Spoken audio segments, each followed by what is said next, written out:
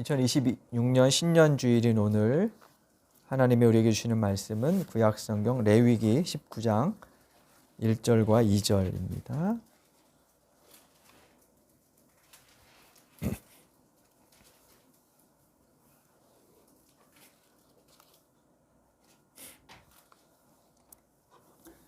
레위기 19장 1절 2절 함께 읽겠습니다. 주님께서 모세에게 말씀하셨다. 이스라엘 자손 온 회중에게 말하여라. 너는 그들에게 이렇게 일러라. 너희의 하나님인 나 주가 거룩하니 너희도 거룩해야 한다. 아멘. 2026년 새해 첫 예배를 이렇게 함께 드리게 되어서 먼저 감사드립니다. 새해가 되면 지난해 못다한 일을 아쉬워하며 올해는 이렇게 살아버리라 다짐도 하고 또 여러 계획을 세우기도 하지요. 레위기는 오랜 노예 사이를 하던 이스라엘 백성들이 이집트 애굽을 탈출한 후에 가나안에서의 새 삶을 시작하기 전 그때 이제 기착지가 시내산 아래 시내 광야였는데 그곳에서 하나님께서 주신 말씀이죠. 출애굽기 19장부터 신명기 끝까지가 보통 그 시내 광야에서 주신 하나님 말씀으로 그렇게 여겨집니다. 실제 편집 과정은 그 후에 있었지만 거기에 이제 어떤 기초가 있을 것이다 그렇게 생각을 하는 거죠. 시점으로 출애굽, 그러니까 애굽이라는 과거를 버리고 가나안이라는 새로운 일상, 새로운 삶으로 들어가기 전에 서 있는 겁니다. 가나안에서의 일상을 새롭게 출발하는 이스라엘 백성들에 대한 하나님의 바램, 어떤 기대, 이런 것이 담긴 책이라고 할 수 있지요. 바꿔서 이스라엘 백성들 입장에서 말하면 새로운 땅에서 이제 이전과는 다른 일상을 사는데 그곳에서 어떤 정체를 가지고 또 어떤 공동체나 나라를 건설하여야 할 것인가에 대한 청사진이나 다짐 같은 것이라고도 볼 수 있어요. 두 가지 관점이 다 있겠죠. 하나님께서 어떤 하나님의 기대가 있고 또 그 기대를 반영해서 우리가 이런 공동체를 이루어보자, 이런 사람이 되어보자 라고 하는 그런 다짐들이 성서 안에 녹아져 있을 겁니다. 어느 쪽이든 한마디로 요약하면 그것은 거룩함이에요. 레위기는 특별히 그 거룩함을 많이 강조하지요. 거룩이라는 단어는 히브리어로 카도시라는 단어를 사용한다고 하는데요. 다양한 의미를 가지고 있습니다. 기본적으로는 정결하게 하다, 구별하다라는 뜻입니다. 무엇을 씻어내고 그리고 다른 것과 다르게 구별하는 것, 그런 것을 거룩함이라고 하죠. 그리고 또 하나의 뜻은 봉헌한다 하는 뜻도 가지고 있다고 합니다. 우리를 드림으로써 거룩해진다, 이런 의미, 드리는 것이 거룩하다, 이렇게 얘기하는 거겠죠. 출애굽 공동체는 이 말씀에 근거해서 자기들이 제사장 나라이며 거룩한 백성으로 부름받았다, 하나님께 봉헌됐다, 구별되었다, 이렇게 고백했어요. 그런 고백은 아마도 그들이 역사상 여러 차례 나라를 잃어버리는 그런 고통, 민족이 사라질 어떤 그런 삶에서도 정체성을 잃지 않았던 토대였는지도 몰라요. 다른 민족과 동화되지 않고 우리를 지킴으로써, 우리는 거룩한 민족이야, 이것을 지킴으로써 스스로를 이렇게 살아갔던 그런 거겠죠. 근데 문제는 이 거룩함이 정치적으로 이용될 때 발생돼요. 지나치게 종교적으로 이용되거나 정치적으로 이용될 때 발생됩니다. 무슨 말이냐 하면 선민이라는 자부심이 다른 민족에 대한 부정, 멸시로 이스라엘 역사상 귀결되었던 것을 우리가 볼 수 있죠. 그러니까 이 거룩함이 구별짓기의 기제로 작동될 때 그것은 반드시 폭력을 내포하게 돼 있어요. 그게 이제 물리적인 폭력이든 뭐 심리적인 정서적인 폭력이든 어떤 폭력을 내포하게 되어 있다는 겁니다. 거룩함을 유지하는 가장 전형적인 방법은 정결화하는 거예요. 부정한 것과 불결한 것, 부패한 것에 목록을 만들어서 그걸 이제 하나씩 제거해 가는 거죠. 그러면 이제 거룩함이 생기고 순결함이 생기고 온전함에 도달할 수 있을 것이다. 이렇게 여깁니다. 이 고전적인 이해에 따른 해법이 구약의 이제 율법 제정입니다. 율법이 613가지 항목으로 구성되어 있다. 뭐 이렇게 사람들이 얘기를 하는데 그 613개를 다 기억하고 일일이 지키려면 아마 무척 고단했을 겁니다. 그리고 그걸 철저히 지키는 사람은 자부심이나 의월의식을 갖게 될 것이고 그렇지 않은 사람은 상대적으로 열등한, 부정하다고 스스로 여기는 그런 상태에 이르르겠죠. 뭘 하고 무엇을 하지 말아야 할지를 정하는 규칙, 그걸 지키면 거룩해진다 보는 거죠. 우리에게도 이런 의식이 있어요. 그래서 거룩이라는 단어를 들으면 왠지 거리감도 생기고 나는 그렇지 않은 거 못한 것 같고 뭐 이제 우리가 그렇게 생각을 하게 되지요. 반면에 성경 율법은 그걸 위반했을 때 다시 복구할 수 있는 방법도 정해주죠. 그게 이제 제사법이나 뭐 정결 예식 같은 것들이지요. 그런 것들을 담아서 이렇게 하면 정결해져, 거룩해져. 또 이것은 부정한 것이야. 이렇게 이제 나눠 놓은 거죠. 근데 문제는 이런 정결 규정이 존재한다고 해서 다 해결되지는 않습니다. 왜냐하면 그것을 지킬 수 있는가 없는가 하는 역량 혹은 의지, 삶의 환경의 문제가 뒤따르기 때문이죠. 그래서 남들보다 조금 더 잘 지키는 사람, 잘 지킬 수 있는 여건에 있는 사람들은 성자나 의인으로 숭배받고 그렇지 못한 사람은 죄인으로 낙인 찍히죠. 그게 이제 위계의 서열, 거룩에 따른 통상적인 거룩에 따른 위계의 서열이 되는 겁니다. 예수는 거룩함이 그렇게 작동하는 세계가 얼마나 비인간적인가를 절감하셨어요. 예수님 당시에는 직업상 혹은 삶의 형편상 율법이 요구하는 것을 다 따를 수 없는 그런 사람들이 있었는데 그들은 가차없이 죄인으로 규정하는 그런 사회였습니다. 근데 예수님은 우리가 복음서를 통해서 아는 것처럼 그 경계를 자유롭게 넘나드시죠. 죄인으로 규정된 이들과 스스럼 없이 사귀었고 그들과 음식을 나누는 일도 마다하지 않으셨습니다.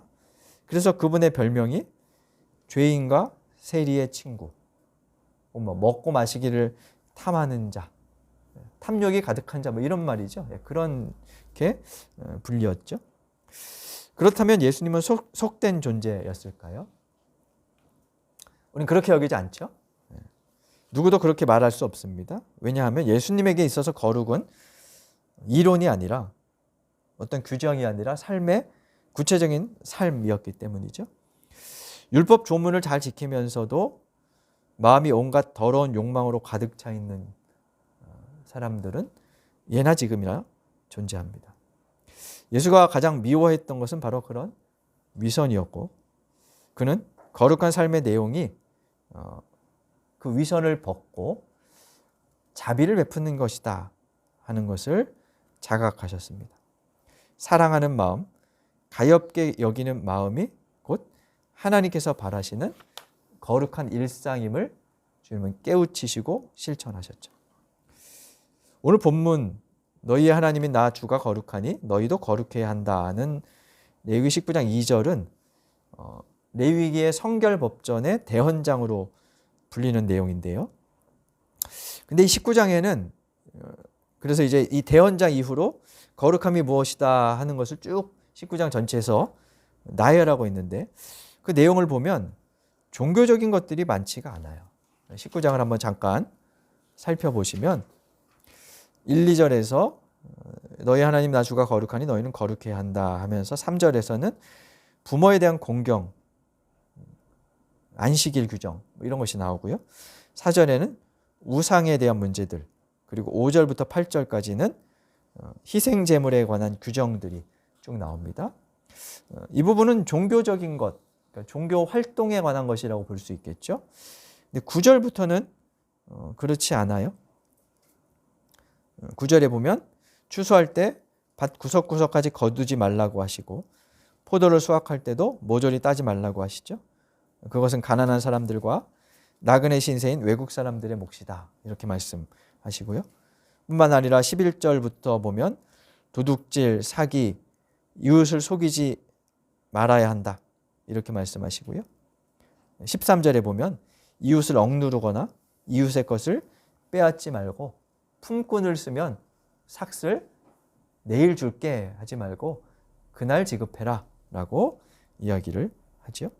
14절에 보니까 듣지 못하는 사람, 눈먼 사람들을 저주하거나 그 앞에 뭘 두어서 걸려 넘어지게 하는 행동에 대해서 이야기를 하고 있습니다.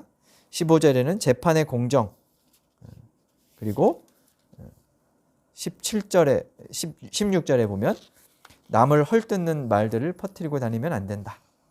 이런 말씀들을 하고 있죠. 이렇게 거룩함에 대한 여러 이야기들을 구체적인 모습들을 언급하다가 18절에 이르러서 레위기 저자는 다만 너는 너의 이웃을 내 몸처럼 사랑하라 이렇게 정리를 합니다. 거룩한 삶이란 무엇이냐? 곧 사랑이다. 이런 의미인 거죠. 예수께서 당신에게 가장 큰 계명이 무엇이냐 묻는 율법교사에게 바로 이 구절을 언급하시면서 하나님 사랑과 이웃 사랑을 말씀하셨었죠. 그분에게 거룩한 삶이란 이웃을 자기 몸처럼 사랑하는 것이었고 예수께서는 그것을 몸소 보여주셨습니다. 안식일을 제대로 지킨다는 것은 특정한 날에 하지 말아야 할 것을 하지 않는 것이 아니라 생명을 온전케 하는 것이다. 이렇게 말씀하기도 했죠. 그래서 우리는 너희는 거룩해야 한다는 말씀을 우리가 성인 군자가 되어야 한다는 것으로 이해하면 안 됩니다. 종교인들 중에는 성인 군자인 듯 자신의 거룩함을 내세우는 목소리와 태도를 보여 오히려 사람들에게 거북함을 주는 이들이 있습니다. 엄숙함과 거룩함을 혼동하는 거죠. 흔히 매일 새벽 기도를 하고 큐티나 경건의 시간을 갖고 성경 공부로 일주일을 보내면 거룩함을 유지할 수 있다는 식으로 생각하는 것도 사실 바람직하지 않습니다. 그런 삶이 필요하긴 합니다. 근데 그 자체가 거룩한 것은 아닙니다. 일상과 동떨어져 종교 활동에 심취하는 것이 거룩은 아니라는 말입니다. 오히려 일상의 거룩이나 영성은 매일의 삶, 타인과의 부딪힘 속에서 실천되죠. 레위기 19장이 그것을 말하는 겁니다. 그래서 하나님이 거룩하니 그분을 닮아 너희도 거룩해야 한다는 말씀은 다른 사람들과는 비교되지 않는 고귀한 천상의 존재로 우리가 변화되는 것이 아니고 예수님처럼 낮아져서 이웃을 향하는 것, 거기에 있다는 거예요. 공산주의 혁명이 일어나기 전 러시아 정교의 사제들이 일상은, 그러니까 삶은 없고 허황된 신학 논쟁을 일삼던 그런 모습을 비꼬던 한 일화가 있어요. 이런 얘기입니다. 성당 입구에 이렇게 성당 가보시면 입구에 그 성수가 있죠. 물을 이렇게 담아놓은 것이 있습니다. 그걸 성수, 거룩한 물 이렇게 부릅니다. 그래서 미사에 참여하기 전에 거기에서 이제 손을 씻고 이렇게 들어가는데 이 사람들이 했던 논쟁이 뭐였냐면요. 그 성수에 파리가 빠지면 성수는 오염되는가 아니면 파리가 거룩해지는가 이런 이야기였어요. 어떨 것 같으세요? 성수예요. 손을 씻으면 거기서 손을 씻는다는 의미는 사람들이 나는 이제 깨끗해졌어. 미사를 참여할 수 있는 존재가 됐어. 이런 의식이 있다는 거예요. 거기에 파리가 빠졌어요. 파리가 거룩해져야 거예요. 보통 종교와 교회에서는 이제 교회에서는 어떻게 하냐면 이게 더러워졌다고 여겨서 그걸 버리죠. 그게 이제 보통이죠. 근데 이제 그런 방식으로 이 교회가 유지되어 왔다는 거예요. 이 이야기가 비꼬는 것은 이제 그런 부분이에요.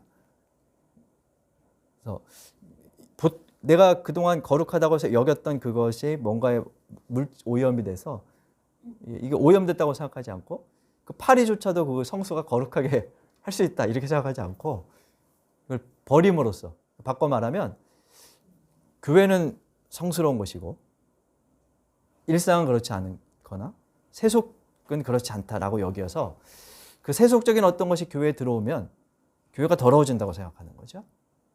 교회의 거룩함이 훼손된다고 생각하는 거예요. 그래서 그게 공동체 안에서 타자에 대한 배제 이런 걸로 나타나고, 우리가 뭐 저 사람 파리 같은 존재 이렇게 말은 하지 않아도 실제로 의식 속에는 이런 작동들이 일어나는 거죠. 그래서 매우 재미있는 그런 일화가 전해져요. 이걸로 이 사람들은 뭐 논쟁을 했다고 하는데 뭐 사실은 말장난에 불과하지만 그 이면에는 예수님 당시의 종교 지도자들의 모습, 오늘날 교회의 모습도 비춰지죠.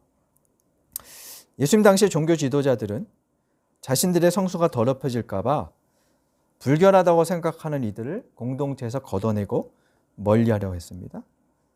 오늘날 개신교도 그와 다르지 않아요. 교회 밖은 위험해라는 생각으로 외부의 파리가 교회라는 성수에 들어오거나 빠지지 않게 하려고 교회 안에서의 거룩함만을 지키기에 급급해 왔습니다. 그러나 예수의 모습이나 레위기에 따르면 그것은 참된 거룩이라 할 수 없습니다. 예수께서 보여주셨듯 거룩은 사람의 몸으로 낮아지는 것이지 무음무결하고 고고한 천상의 존재가 되는 것이 아닙니다. 박노의 시인의 시를 인용하자면 사람을 중심에 두고 사람을 사랑하며 아끼는 삶에 있다 할 수 있습니다. 2026년 새해가 시작되었습니다. 그러나 우리의 일상은 여전히 먹고 자고 일하고 놀고 사람을 만나고 부딪히는 일이 반복됩니다. 그 속에서 좌충우돌 아웅다웅하며 살아가겠지만 올해는 무엇보다 우리의 일상이 하나님이 원하시는 거룩함을 이루어가는 삶의 터전이 되면 좋겠습니다. 거룩하신 하나님께서 우리의 2026년 한 해 함께 하시어 그 길을 묵묵히 담담히 걷도록 도와주실 것입니다. 주신 말씀 되새기며 잠시 침묵으로 다짐의 기도를 드리겠습니다.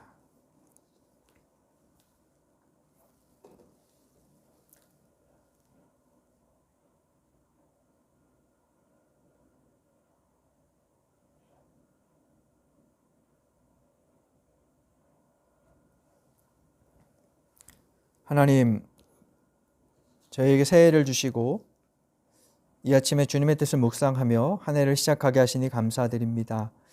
올해는 무엇보다 거룩하신 주님을 닮아 저희가 일상에서 사람을 중심에 두고 사람을 아끼는 거룩한 삶을 살 수 있도록 도와주옵소서. 때로 힘겹고 또 어렵고 마음 아프지만 묵묵히 담담히 그 길을 걸어갈 수 있도록 은혜를 베풀어 주옵소서.